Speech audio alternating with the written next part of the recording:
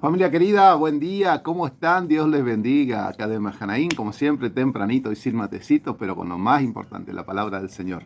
Salmo 91, trilladísimo, a ver la pandemia que acabamos de pasar o que estamos pasando. Trilladísimo. Todo el mundo, Salmo 91, y qué sé yo, pero se olvidan de lo más importante. Decía yo ayer a una persona, está buenísimo el Salmo 91, pero en el versículo 1 te da el tips para que el Salmo 91 sea una realidad en tu vida. Dice, el que habita al abrigo del Altísimo se acoge bajo la sombra del Omnipotente.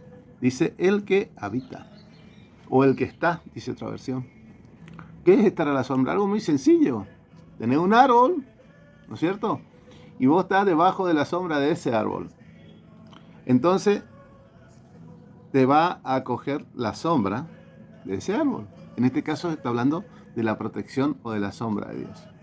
Pero ¿qué pasa si vos no estás bajo la sombra de ese árbol? No, pero vamos a decir, Mariano, ¿cómo no voy a estar si Dios nos ama a todos y cada uno de nosotros fuimos creados por Dios? Sí, correcto.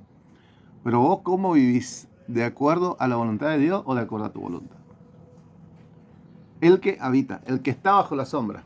¿Estás bajo la sombra? Te pregunto para reflexionar.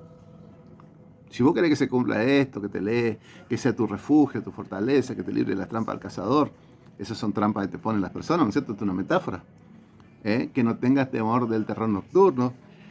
Si vos querés que se cumplan todas estas cosas, vos tenés que estar a la sombra de lo omnipotente. Pero si vos no estás, bueno, lo lamento. No le reclames después, ¿dónde estaba Dios cuando me pasó tal cosa?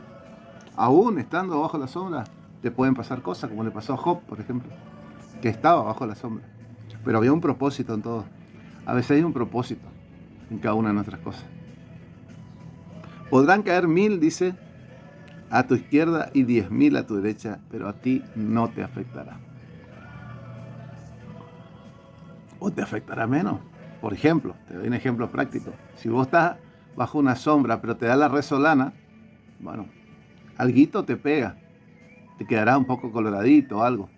A veces, debajo de todo el paraguas de Dios, que Dios nos está protegiendo, sucede un hecho, pero Dios minimiza las consecuencias. Entonces lo importante es estar bajo la sombra del Omnipotente. Si vos me decís de qué me estás hablando, o me decís, Mariano, yo estaba bajo la sombra, pero me aparté porque un poco hice mi voluntad. Y me pone 1000 excusas, no importa, Dios no quiere saber tus motivos. Dios está así, con los brazos abiertos, esperándote para que vos te vuelvas a Él. O para que vos inicies tu relación con Él, porque no en este momento. Dios todavía no es tu juez. Dios por ahora tiene a Jesucristo, que es tu abogado. Y como abogado te quiere defender. Y para defenderte hay una sola condición.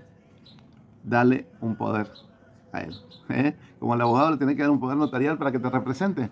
Si vos querés que Cristo te represente, tenés que darle el poder del manejo de tu vida. ¿Y cómo se hace eso? Muy simple. Te vas a la escribanía del cielo y le decís conmigo esta oración. Porque en la escribanía del cielo todo se mueve con oración.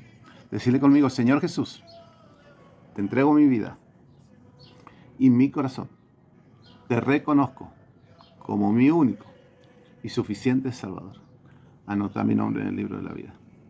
Quiero estar bajo la sombra del Omnipotente. Quiero habitar bajo el abrigo de Papá Dios. Ayúdame, Jesús. Te entrego el poder en esta mañana y me arrepiento de haber tenido yo el poder. En el nombre de Jesús. Dice la Biblia que pasaste de muerte a vida. Con el corazón se cree y sos justificado. Pero con la boca se confiesa para salvación, para ser salvo. Dios te bendiga. Bendiga esta palabra hermosa que nos dio esta mañana.